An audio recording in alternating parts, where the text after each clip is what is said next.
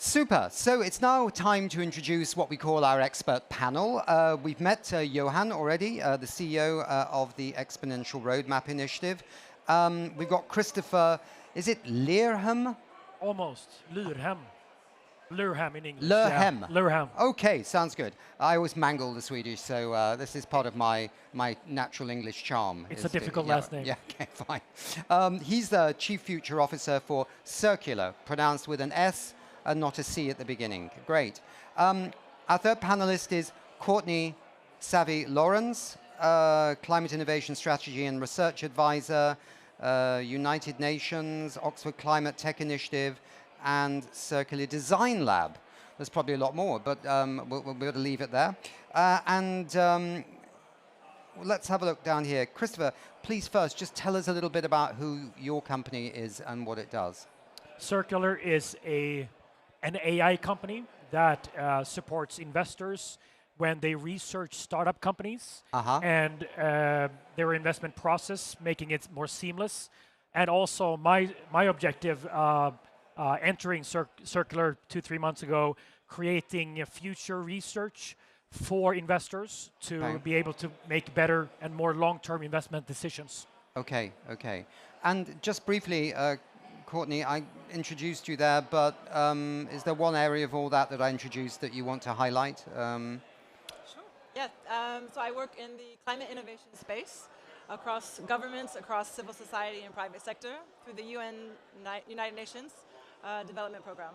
Okay. Yeah. All right. Good. Change. Oh, well, UNDP are a great partner with ours, so that's great. Johan, any thoughts before we start? Realized we're working with the leading companies in the front line, and initially companies has focused very much on the energy transformation, and now we see that the energy and material transformation circular has to be driven, of course, in parallel. All the leading companies are doing that. We can maybe make the first 40% or halving with energy transformation, but the remaining second and third is really related to material and circularity. So we need to get it on the same level as the energy transformation. Right. Okay, good. So, we're looking forward to your insights in our first session of the day, which will begin in just a minute.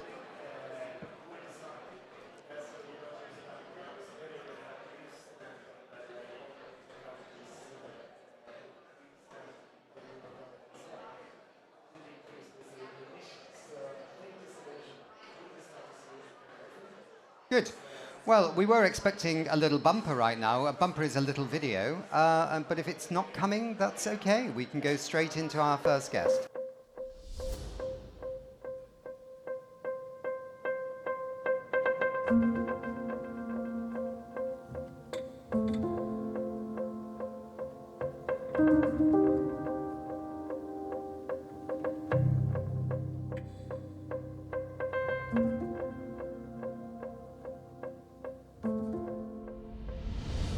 So, welcome to the first session on scaling solutions exponentially. In these sessions, we'll invite upon stage some very interesting entrepreneurs and business leaders to showcase their solutions to an expert panel. The panelists will then join the discussion and give their ideas and perspectives on how the solution can scale faster to have a bigger climate impact. And in this first session, we're going to zoom in on an overlooked, perhaps, but impactful solution, behavioral change for business.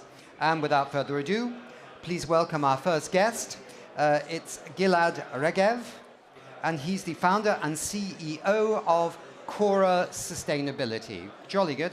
Welcome, Gilad. You have 7 minutes now to explain your solution to the panel. Thank you so much, and good morning, everyone. So I have a question to you. Please raise your hand, even I can barely see you. If any one of you knows what was your carbon footprint coming here today? No, you don't. So we keep talking about climate, but we don't understand the basic. We don't really have a data and understanding how much CO2 we are emitting or avoiding when we are taking any action. According to Johan, we need to reduce the carbon footprint by 50% every decade. And how can we do it if we don't understand the data? And that's exactly what we do. So we created an app, and or more correct, the whole system that measures based on mobility, and also will bring very soon energy as a solution, and automated measuring automatically in real time how much CO2 we are either emitting or avoiding by moving around. And not only that, we're also issuing tokens for every 100 grams of CO2 that are being avoided. Those tokens can be used in a very special way in our e-commerce, because whatever can be bought in our e-commerce is being offset at the purchase time. So what we actually do, we are rewarding decarbonization, change of behavior. We change consumerism. We created a new category of individual carbon credits, which are based on action that is verified, that was done in the past. And we actually creating a new system of offsetting.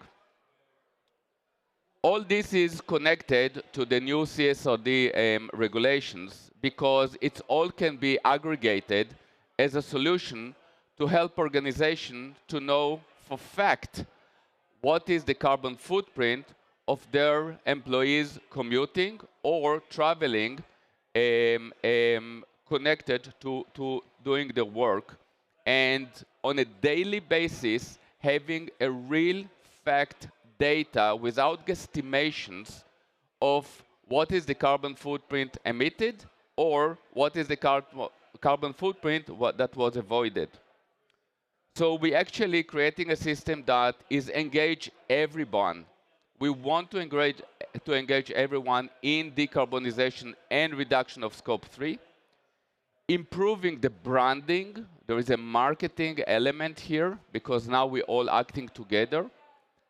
Improve employees' retention, so we're also helping in the HR part, and we gamify the change. So I will make it a bit short. I will not use all the 7 minutes, because we think that it should not be shortcuts. We think that we cannot cheat neither climate, not next generations. I hear all kinds of solutions of, we'll make survey, we will guesstimate. It doesn't work. Actually, the legislator gave us, in a way, a present that we can and should act on climate in a serious way. So instead of waste that, we created the system that is acting with real data, and we believe that we can knock off between 10 to 15% of global emissions. Thank you so much. Gilad, I just wanted to ask one small thing. You mentioned an acronym, the CSRD, yeah? Yes. Just explain for the viewers what that is, so if they don't know, because not everybody's connected with the acronyms. So CSRD are new regulations about reporting. Part of it is also connected to commuting, to employees in commuting and business traveling. And this is the part that which is very difficult actually to understand or to take that data. There are all kinds of forms that people need to fill in, and we are making it fun, gamified, and inclusive to everyone to participate. So that's the Corporate Sustainability Reporting Directive of the European Union, and it's been around for what, 6 months, 9 months, in force, something like that? I can't remember. Well, depends on the country. Yeah. Some already started to collect data in July. Some will start in January. But the way we think is, instead of looking at the hardship of legislation, we can actually gamify it and make everyone involved in decarbonization. Right, so this is a direct response for that, and obviously very exciting potentially, because it means the company employees are involved in, in a sense, bringing down the emissions of the company they work for. Okay, so let's go to our wonderful panel. You've heard Gilad speak about this. I could see at the beginning you were thinking it's just another CO2 calculator. but then you linked it to other things indeed, a broader perspective, yeah, which we got. How would you advise, Gilad, to perhaps scale this up? Mm-hmm. Any thoughts? Well, it's always good to have a big distributor with you, together with you, with good recognition. And when you talk about data that is embedded into consumption streams, what better way than to embed yourselves into payment streams? And who's the big companies within payments? I think you know all of them, but also the banks. I've worked for a bank for 14 years. They are embedded. They have the recognition amongst their consumers. So I think the big players within payments and banking market participants would be one route to take. Okay. Absolutely. So the reason why we decided to go first into mobility is because we recognize that users are willing more to give their data on their movement. Then next will come energy. So, and it's all have to be automated. In order to move into food, fashion, and consumption, yes, we will then need the data, the financial data, but the plan is to do it when Kora is becoming big enough, recognized. We are having now few partnerships that we are building, but that was the sequence of thoughts how we should go to market and how we should develop it. Any other thoughts from our panelists? Maybe real quickly. Can I just ask one question? Are you getting sound on your microphone or not? Can you hear me? Yeah? Can you hear me? Barely. Okay. I'll try. Yeah, can we deal with the microphone, please, for Courtney? A handheld microphone would be good. There we go. Well, for starters, I get excited when I hear about someone trying to solve Scope 3, and that's really, really important. There's so many companies really trying to do this now, so the timing is perfect. The other thing that I would mention is around the storytelling piece. For users, right, to make it easy for consumers, this is about behavior change, right? Correct. To make it simple. Not everybody is going to be concerned about the scientific breakdown of their footprint, but they will be concerned to know, did I do something that day that contributes positively? It makes them feel better. It makes them know that when they're working with that company, they want to keep working with them. So I'll keep it short and sweet, but I would just say that making sure that when you're doing your segmentation, the conversations with the banks or the other B2Bs are going to be different than how you're going to package and wrap it and make that story feel close to home, just as you opened up when you said, what's our carbon footprint getting here today? Mine was 0 because I walked, so. So I appreciate that, and what we do, we are now bringing in more engagement in a simple way, like leaderboards. How do I do in comparison to my peers? How we do as a community. So all this, as you say, in a very simple way, and there are different ways to simplify things, but simplicity, I agree. Most people want things to be simple for them to understand. So, point well taken. Okay, thanks. Great presentation. So first on the market potential, I agree there is tremendous opportunity in the area. We estimate that 10% of the wealthiest, which we are part of, represent maybe 50% of the global emissions. We also know from a lot of data that this group, which we are part of, could basically make a first cut, 50% of emission by shifting consumption and improve quality of life. And isn't that incredible? You think about it, what impact that would have. So it's not about, suffering, it's actually about shifting consumption in a more positive direction. So I think the market opportunity is there and we need better solutions, absolutely. If we look at companies, for example, we're working with companies representing 2-3 million employees.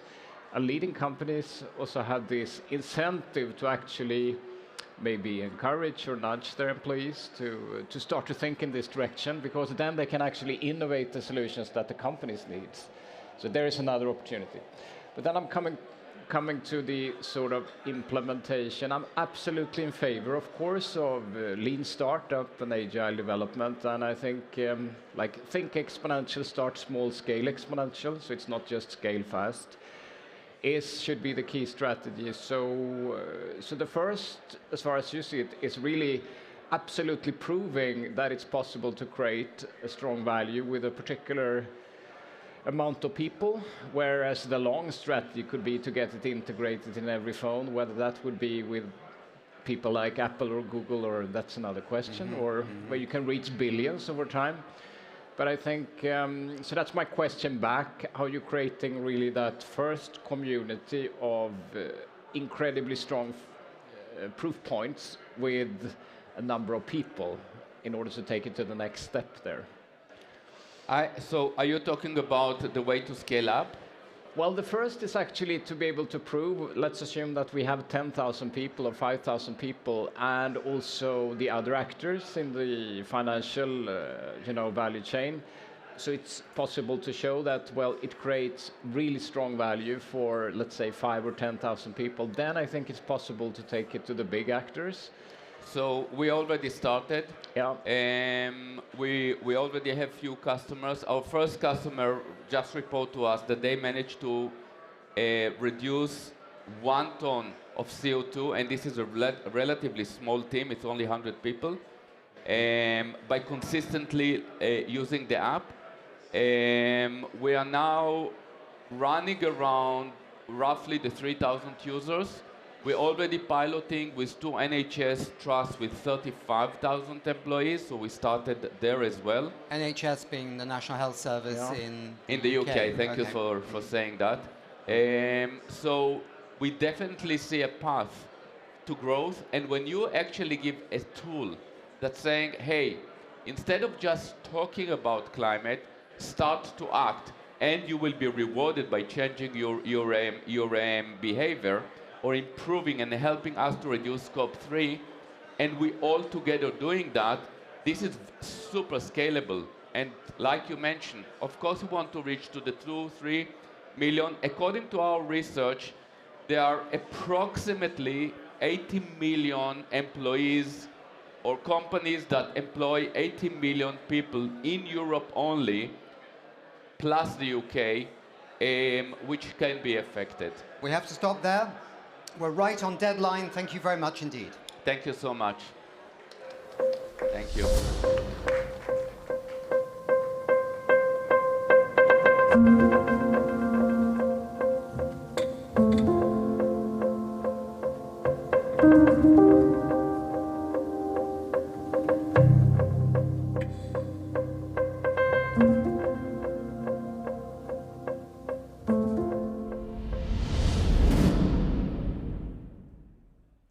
So we've got another wonderful guest here who is going to showcase what they're doing, and the panel is going to, again, have a look on how this could be scaled up. It's the same structure, the same format as last time. Thanks very much indeed. We have with us Christopher Carrick, CTO. What's the CTO when they're at home? But I'm also Chief Technology Officer. Yeah, okay, great. That's good. No, I'll get there. And founder of Lignin Industries. Correct. Great, Christopher. So tell us exactly, you have 7 minutes. What are you up to? What are you doing? Why should we be excited? Yes. So hello, everyone. I'm a chemist. I'm a material chemist, and I've spent too many days and hours in the lab trying to do something good. During my speech today, I have 3 main things that I want you to remember. The first one is capital efficient, scalability, and CO2 reduction in the plastic industry. Just to set the scene, the plastic industry is a massive industry, consuming about 400 million tons on an annual basis. It's also heavily dependent on fossil fuels. About 99 or 99.5% of all the plastics around us are made from fossil fuel. And there's very, very few alternatives to that on the current basis. The sad thing about that is that the plastic industry is also growing. I love plastics, but it's fed with the wrong source. The estimations are that the plastic industry will triple in volume by 2050. What we do in our company is that we use the leftovers from the biomass industry.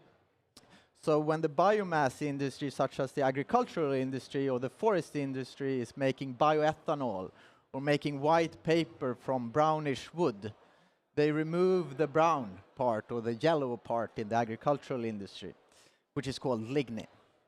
That is our raw material. And now I want to touch upon the first thing, which is scalability. On a global level, there is 700 million tons of lignin being processed annually. That is almost twice the amount of plastics being consumed. So the raw material is immense. We use this raw material called lignin, and we convert it together with natural oil, such as rapeseed oil, into a material that we call renol.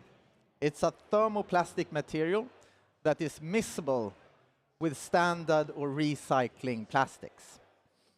Our technology can today replace about 40% of the fossil feedstock that is used today in standard plastics while preserving material properties. So that is very important.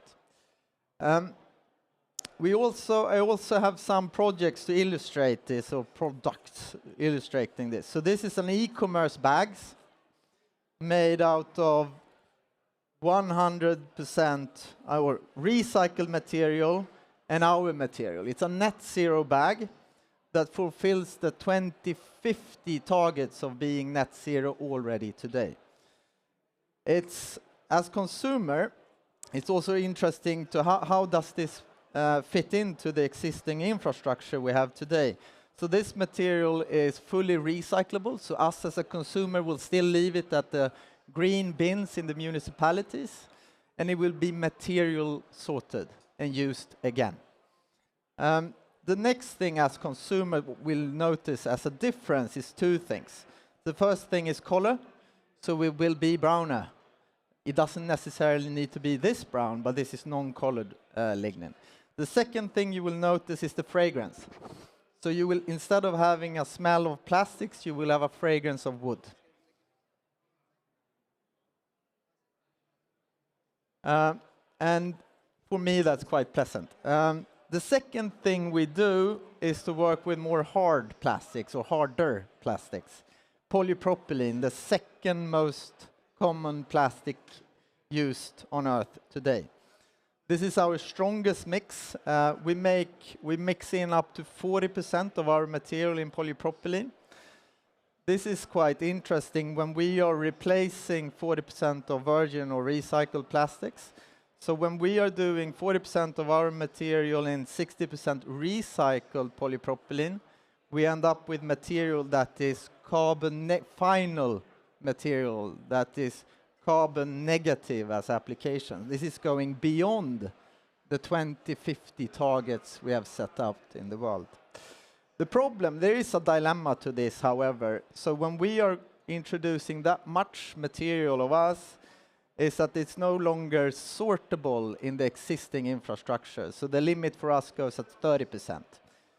So the dilemma is that either we make a net or a negative material that will only be used once, or we do a less sustainable material that will most probably be used more than once. Last thing I want to touch upon is the CapEx efficient, and this is, I believe, the most interesting part of doing a change. So we have all heard about very expensive technologies such as Northvolt or Stegra or other things. Those are still very, very necessary.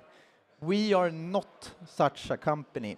So when we are taking our raw material lignin and turning that into a thermoplastic, we use existing infrastructure already in place.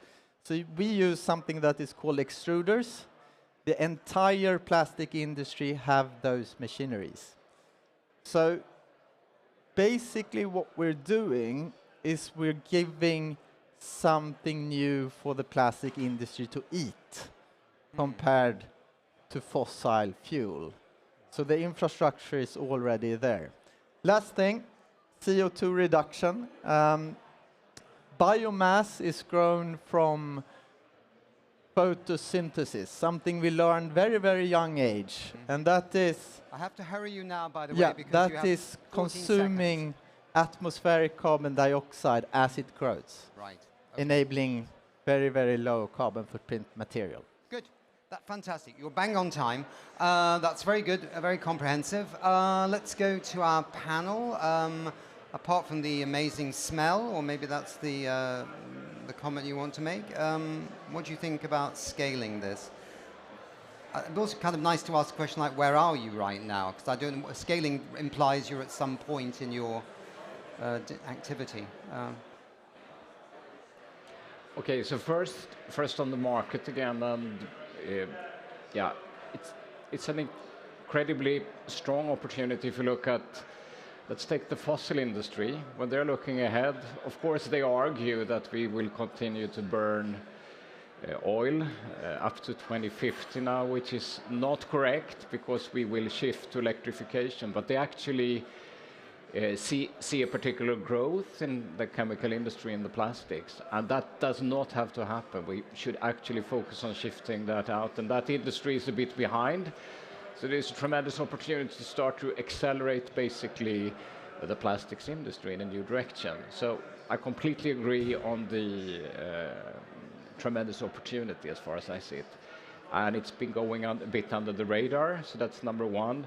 Then of course the question is, because you had all the strong argumentations, it would be interesting to hear what are the main blockers, of course, because otherwise you should be able to shift out immediately, basically, and grow a tremendous market in 2, 3, 4, 5 years. So what would be the blockers I would be interested in? Because the blockers are, I think, the enablers. Yeah, enablers and blockers. When shifting focus Okay. here. The enablers are, so we are a company today producing 2,000 tons. As nothing compared to hundreds of millions of tons that we are competing to. Our technology will be able to take the cost leadership approach once we compete on the same scale. So in the transition that we're into now, we are more expensive than fossil plastics. We don't need to be that. But in the transition, one has to push for this, and they need to accept that our material is perhaps 20% more expensive. So in order for all change to happen, a sacrifice has to be made, and perhaps during 5 years we will be more expensive, but the trade-off comes quite soon. So when we are producing about 50,000 tons of our material, we are on par with fossil materials. And I think the bravery of companies and brand owners to actually push for this and see the long-term objectives is key. And I think politicians and regulations needs to be in place in order for a conversion to happen. It's just, for me, that is bravery from brand owners willing to commit to this. Or we can go to IKEA and they will sign off 50,000 tons overnight and you get that for the same price. So that would also enable this. But so I think the recommendation in that case would be to find the really big downstream companies, to have them invest directly in your company, and actually that they pay a premium up front and get the massive financing in place so that you can scale sufficiently fast in that case. Actually, great. Fantastic presentation. Thanks for sharing, and very much trailblazing work. I would actually just have 3 questions in terms of the ways in which to consider the scaling, right? So one is around, as you mentioned, policy. So California is banning plastic bags completely quite soon. For example, going to market strategies where policy is already established so that you can be the new entrant where the incumbents no longer are allowed. So that was a curious question about, have you scoped out the policy options globally in markets that can pay that price? 2 is around your competitors or collaborators. There's there are a lot of climate tech innovations in this space. And the challenge, as you mentioned, is outlined in those two dilemmas. One is, can it actually be beyond one-time use because of the way in which the infrastructure for taking it on and recycling does or does not exist? Or are there other kind of chemical, compostable ways in which you can actually, let's say, recycle the plastic naturally because of the biochemical opportunities that other tech companies are doing?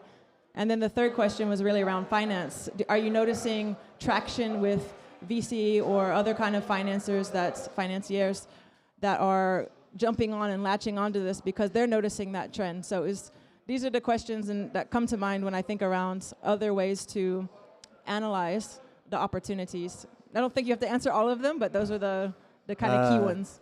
Let's start by remembering them.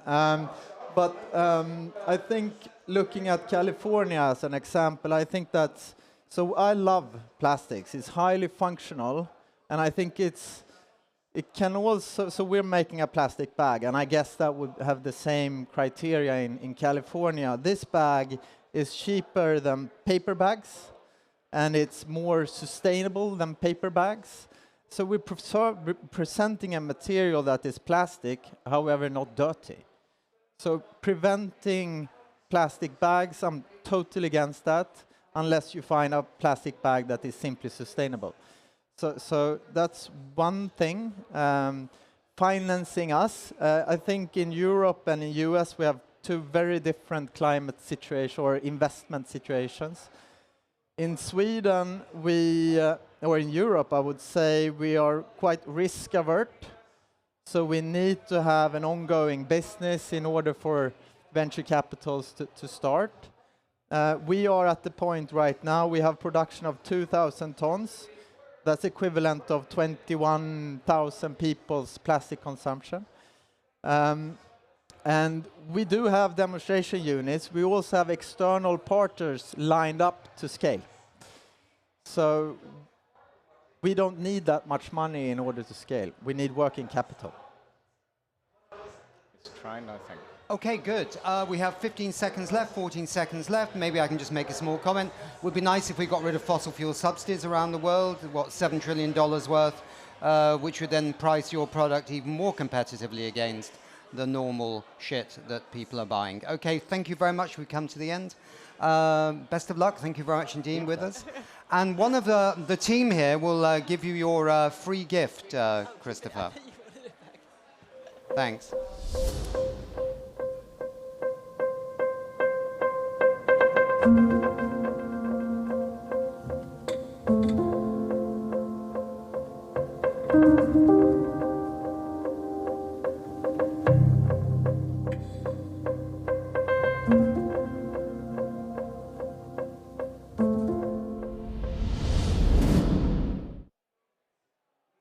Good. Well, we're back again. It's the same format, the same panel. It's unbelievable. And we have a new guest. We have Sam Manaberi. That is perfect. CEO and founder of Trine. I'm so pleased you're here because actually I'm one of your millions of investors. That is beautiful. I'm very happy with Trine. But anyway, let's find out a little bit more, shall we, Sam? You've got 7 minutes to talk about Trine and what you're trying to achieve. Beautiful. Thank you so much, and thank you so much for having me. You know what? Then I'll start with that. I know you're here now. Yeah. I know that we have many of our investors here in the audience and watching online. And I want to start with a thank you speech of sorts. It's thanks to these 14,500 people who have invested more than 1 billion kroner, more than $100 million.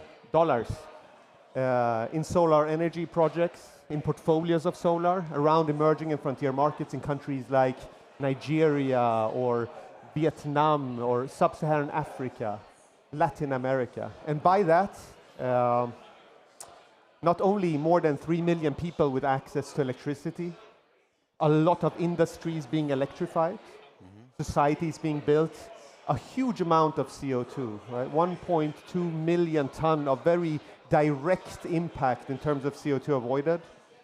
And maybe the more crucial point is that you've also earned an annual 4 to 7% in zero interest rate environments. And thanks to that, we have proven the point, right? That true outperformance in investments is people, planet, profit. And that's what we should all expect from our bankers and our investors moving forward. Not just the one. It's just not good enough. We can do better. For the remainder of my time, I'll address it to the people who haven't found us yet. Okay.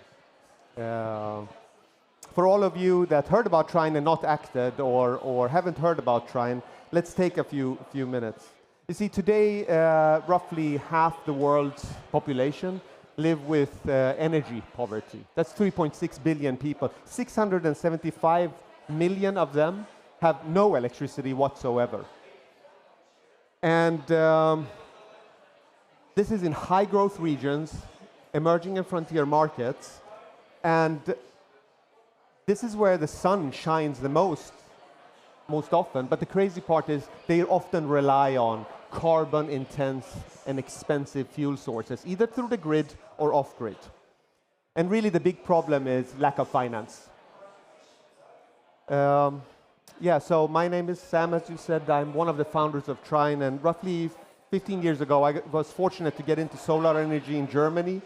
That was at the time the biggest market in the world. There was so much going on, and I was shipped off to the US to learn about solar and finance, this great innovation in business models. And the uncanny thing is, at that time, the world's forecasters was looking at an annual whopping amount of 1 gigawatt of solar every year to be installed until 2010. 1 gigawatt, they said. By 2010, when I got in, we had already multiplied that and surpassed that by 17x. 17 times more than the expectations. By now, it's 445x. 445 times more than what the most optimistic scenarios was. So that goes to the point of exponential growth, and it really does work. That's beyond the wildest dreams. This year alone, solar investment will have more investments than all other energy sources combined. So when I got in, it was about alternative energy. There's nothing alternative about solar energy anymore, right? Mm-hmm. And that is beautiful, and we've experienced that. But there is still quite a lot to do. There is a steep climb ahead. Many of the regions where solar makes the most sense are not getting more than just a fraction of that investment capital. And even if these are the places on planet Earth where the sun shines the most, it simply doesn't happen, right? So why are investors not lining up, and corporates? Why are they not? Because these are the emerging markets. This is where majority of the growth is. Well, it's risk. Mm-hmm. Risk, plus it's really, really difficult. I'm speaking from 10 years of experience at Trine. It's quite difficult to do these transactions. But this is where we come in. So at Trine, we made it our thing to make it easy and simple for everybody, to reduce barriers so that you can all join and invest in portfolios of solar energy across anywhere from Latin America to Vietnam, a lot in sub-Saharan Africa, and earn an annual return, and you can follow and track your progress online. And before you see any investment, we'll have a lot of quality assurance and due diligence that has happened by our very talented investment professionals who live in India, who are in Kenya in our office, who are from Nigeria and in Nigeria, boots on the ground, actual real-world investment experience, and super focus on risk assessment, risk management, risk structuring, risk pricing, risk communication. So we try to make it simple. So really simple is you go in on trine.com, right now preferably, and you sign up. And by signing up, I would recommend following the We Don't Have Time special voucher code for a bonus, so you can experience the product quickly. We'll make sure to share that. We Don't Have Time 1000. You create your account at Trine in just minutes, especially as a Swedish person, but most of Europe, it only takes a few minutes. You browse your impactful solar energy projects, and you build portfolios that are robust. And then you lay back, you follow and track the progress, and ideally you increase your portfolio. Maybe as a wrap-up remark, it was recently reported that emerging economies need roughly $2 trillion USD per annum to do the energy transition. I mean, we've done significant impact so far, but I think the story of solar shows that if we can address all those investors around, say, Europe and the world, and all the corporates who want to get CO2 avoidance done at scale and simple, I think also this we can do exponentially fast and have a lot of impact. Thank you so much. Super.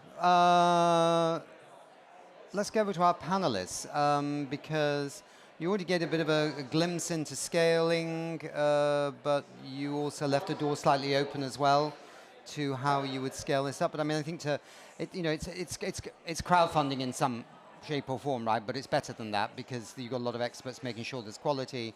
You don't have to invest zillions. You can invest a minimum of what, $25 or something that's the minimum in a project and get your investment note.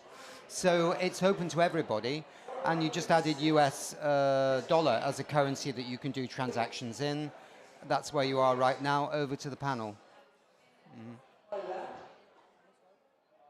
Yep. Mic starts working also. Okay, thank you so much. Maybe it doesn't look like it, but I'm super ecstatic right now about this one, about your company, Sam. I've been doing a lot of research on this massive paradigm shift that is coming in for society, from linearity to circularity, and the enabler that will make the incentive unleashed for a circular economy, meaning let's sell our physical products as a service instead of a unit. But when I sell a product to you as a service, who's going to own the product? Me as a manufacturing company, my balance sheet becomes very bloated, and I don't want to own that bloatedness because my return on capital employed goes down. So I think we need to have a third party that you guys are providing and unlocking that owns physical products and get a piece of the return. So I think what you're creating here is the sixth major financial asset class. We have 5 today, meaning physical products. Because when a product becomes a revenue-generating unit, in this case you have energy, but in the future you will have autonomous vehicles and robots and so forth, the product can perform a utility for you. And it enables anybody to own that product and earn a profit. And manufacturing companies, they want someone to take care of that risk. So I think what you guys are creating, just to box this in a very long-term future perspective, is the dawning shift from ownership to usership, and we need the financial innovation, the financial infrastructure to enable this, and this will become the 6th major financial asset class. Just some long-term thoughts. I appreciate that. Yeah, that makes a lot of sense. Thank you. Anybody else? Anybody else? Okay. Yeah. Just to state first that I'm biased, and I know your concept very well, of course, because the key point is that you have a proven business model in an area which is growing incredibly fast. So it's the most exponential area, I would say, in terms of climate solutions, as you highlighted. And we're just at the beginning, as far as I see it. The model is proven, and I know that because you've been able to deliver like 4, 5, 6, 7% continuously the last 5 years. And we had an investment of $100,000, so it delivered substantially more than any type of, having cash in the bank and so on. So that is a really strong proof point that you have a track record backwards in time.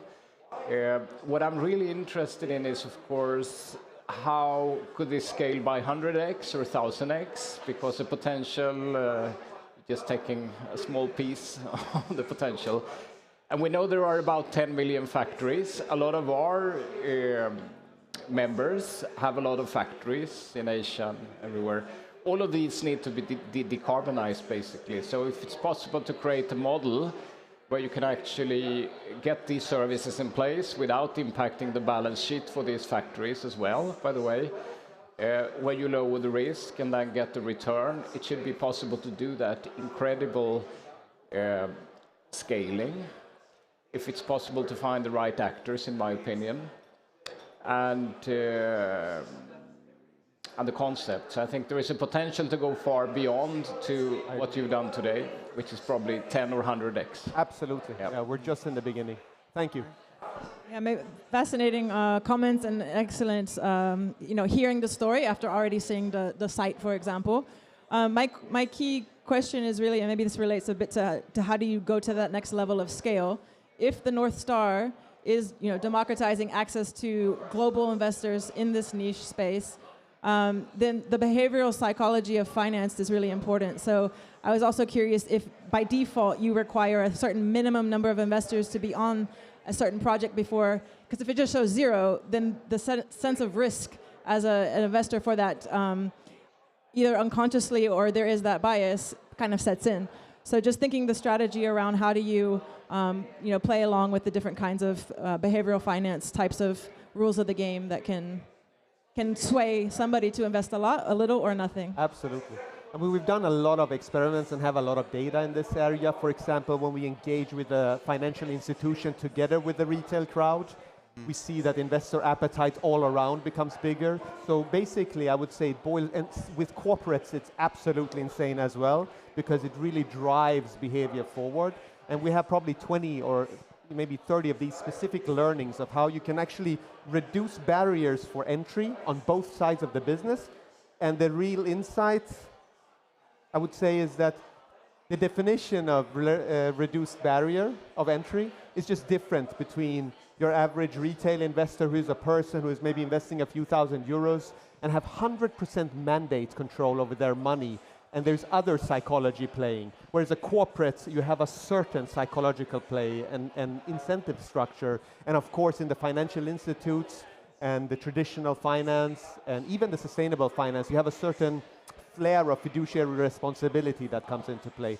So I think you just have to cater to that investor group one by one and make sure that the asset class is ready to swallow it when you come to, because there's a lot of financial flows we can unleash on this. And that's exactly what we want to do in the next few years. So thank you for that. Could I just jump here, only because I find it fascinating? I mean, I'd say one thing.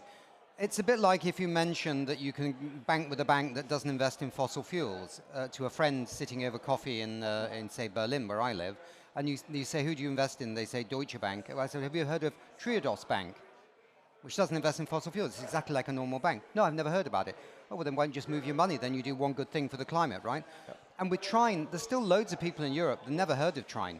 Never heard of us. So actually, that's just a simple, isn't that a marketing campaign in terms of scaling? Because I'm sure loads of people want to invest in something good with a good track record that gives a nice rate of return. I mean, there are some simple parts of this scaling story, Absolutely. which are about how do you get your message beyond the enormous, but really only a pinprick group of, say, Europeans at home wondering what to do with their money, right? Yep. So I'd say that one. The last thing is risk, which is, oh my God, we run out of time. I was going to say, you don't have any investments in the Central African Republic, but we can't even carry on with that, so we have to go right now. Sorry, ladies and gentlemen, bye. Thank you so much. Sorry, Sam, we ran out of time. You bet. More later.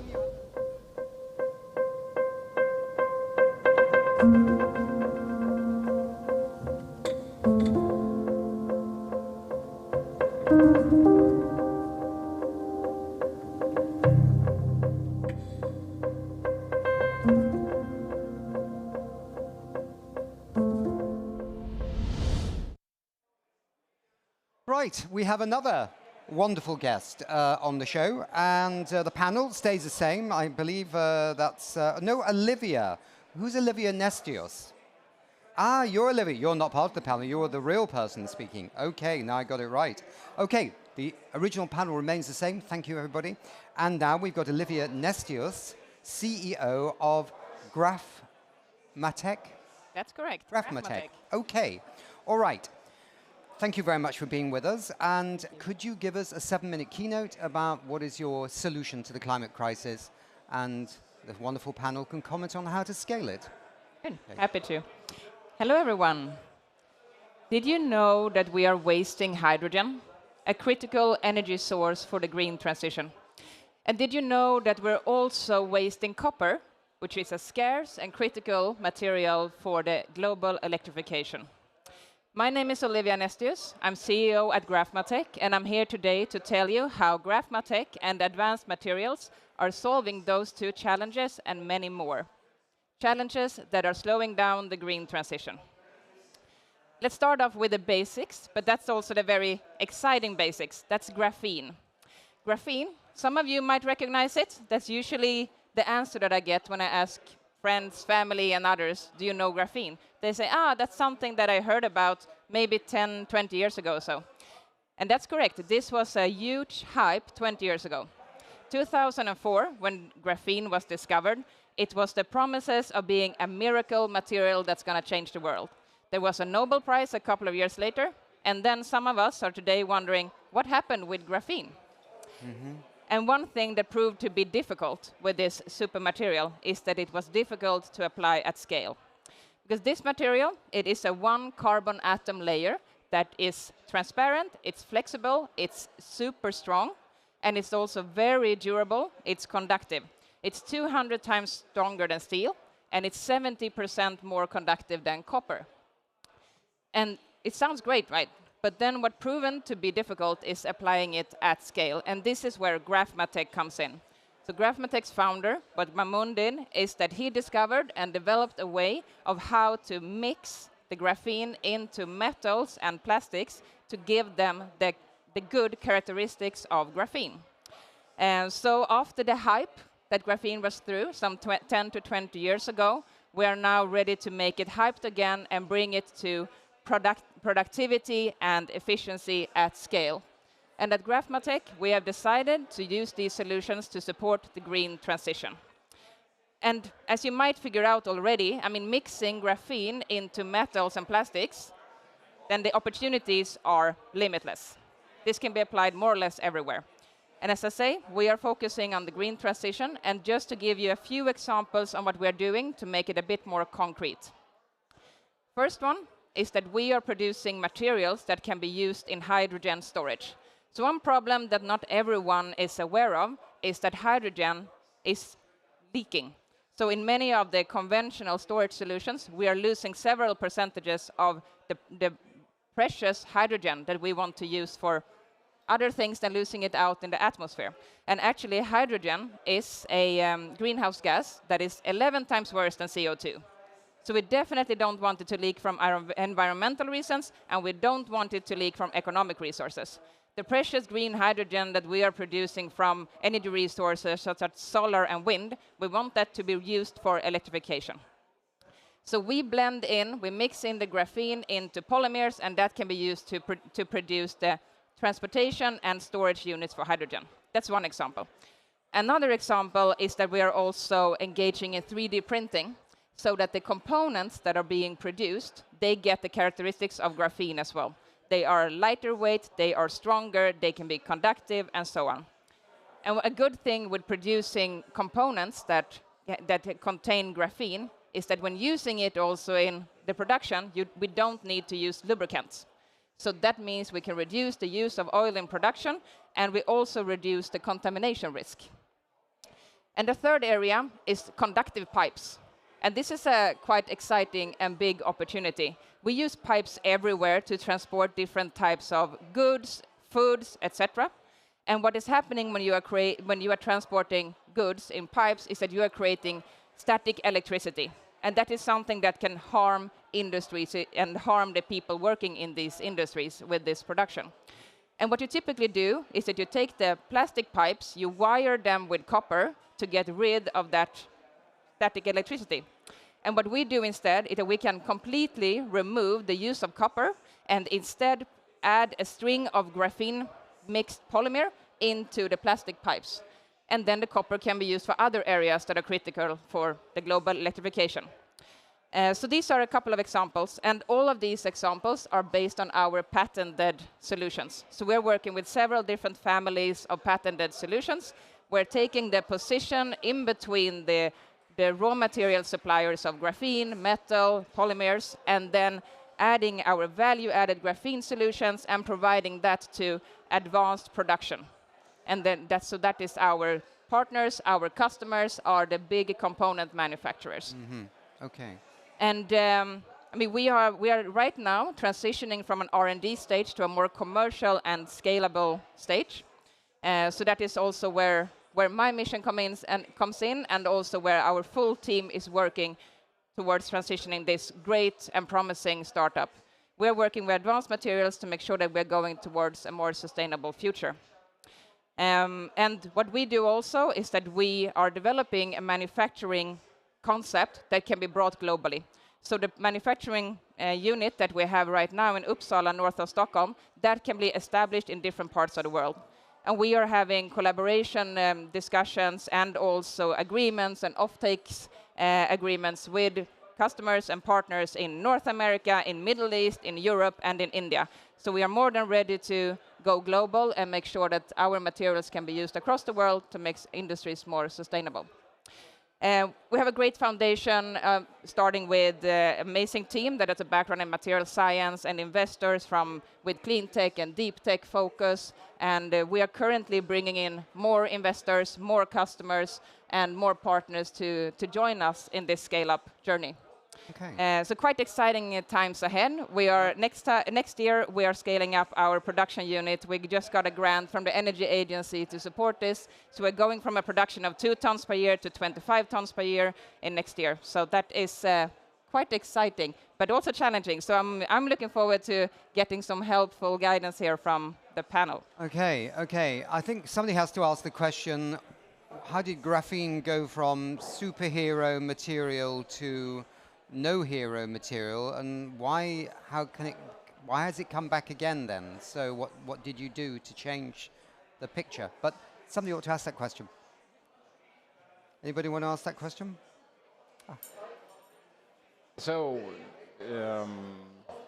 are you considering sort of the balance between building up your own factory capacity versus licensing, building up a portfolio of licensing IPs, which could be a complementary path or an alternative path to go faster? So that's maybe one question, yes. That is a great question, and it's exactly the type of strategic questions that we're working with currently. And the approach that we are taking now is that we are setting up demo and pilot lines to show that this is scalable, and also to show that the cost curve is coming down, so this can be produced at scale, and also at scale at a cost that is relevant and attractive for larger industrial players.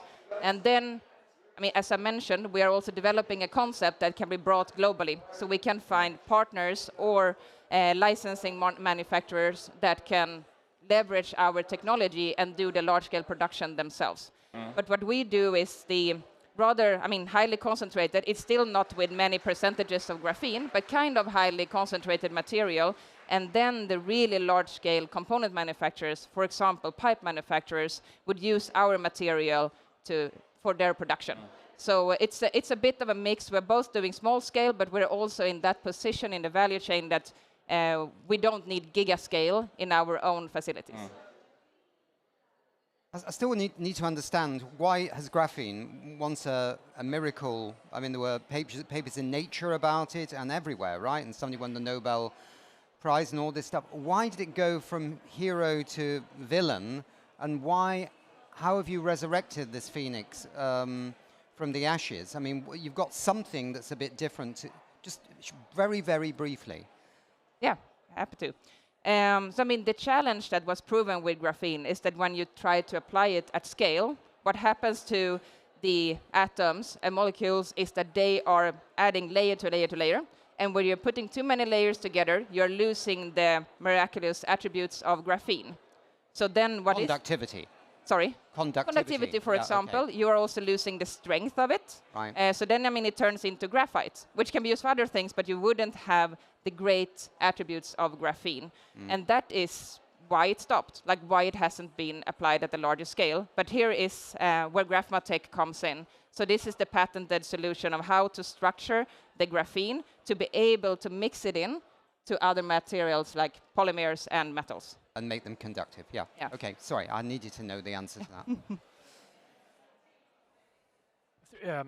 Three short things. You hear me now? Mm-hmm. Yeah. I mean, if you look back 300 years and you analyze each disruption for any type of industry, it's usually disruptors who disrupts an industry. It's very seldom, less than 5% or something like that, where big companies actually convert themselves. So being a sub-supplier for a company that aims to convert themselves has not been a good strategy. That's my point number one. Point number two is, what will happen in the coming 10 to 20 years in the manufacturing space? I believe that we will have new disruptive companies that replace a lot of old companies. And making physical products into robots is a major enabler that is coming. And when that happens, the producer of the robot wants that robot to last as long as possible, because that's the most economic thing to do. So those are my 2 points. And my third point is, when it comes to strategy, attacking different application areas towards robotics, like autonomous cars, autonomous robots, whatever it is. How are you thinking about these thoughts when it comes to who are the most likely to full-heartedly take you in as a partner? Oh, that's, first of all, 3 very good points and also very good question. So I fully agree on that. I mean, the world is going to change with new disruptive companies coming in, and also with robots being the ones, controlling a lot of the production. And we need and want those robots to be made out of really good material. We want them to last long. We don't want to need to use lubricants, etc. And that is where our material comes in. So we are part of this transition. So the disruptive companies that are producing things that are made by metals or polymers, etc., they can use our materials just to reach those, targets that we just talked about, to make the robots, the components, and so on last longer and have better characteristics. And I think your question is great in terms of where to choose, where to focus. Because we, as I said, we are focusing on the green transition. So that is how we're selecting what areas to support. But also there are many different opportunities. But one area, for example, hydrogen that we mentioned, we have a dual benefit there. It's both for economic reasons and for environmental reasons that we want to focus on that area. And it's also a booming industry. Although challenging, everyone is waiting for hydrogen to really, really take off. But again, that is also part of the different types of strategic questions that we are working with to make sure that we are choosing the right path to have as big impact as possible. And maybe the last question that comes up for me is just curious to know if your team has also been trying to position itself for being absorbed or acquired by larger infrastructure scaled companies. Because the uphill battle sounds very Herculean, like you have so much capital, social capital, human capital, technical, intellectual capital, all of that invested. For the scale, if we're talking about scale, is that a positioning strategy that your company is also aiming for? It's almost going to have to be a yes or no answer, because we got 14 seconds, literally, and the clock stops. Oh, yeah, got it. Well, the answer is both yes and no. A potential future could be to be part of one large industry player or conglomerate, but at the same time, we want our materials to be used everywhere. Great. Thank you very much indeed. Good. Thank you very much, Olivia. You were very, very clear on a tricky topic. Glad to hear. Yeah, absolutely. Okay, I think we have come down to the end of this session, and I want to thank you all for being with us. Yeah, I think that's right, isn't it? Yes, I think it is right. Nobody's listening. It's unbelievable, isn't it? There's people with the team, and there's everybody here, and everyone's networking. They have no idea. According to my script, I think we are at the end of this session. Can somebody acknowledge that? Thank you very much indeed. Good.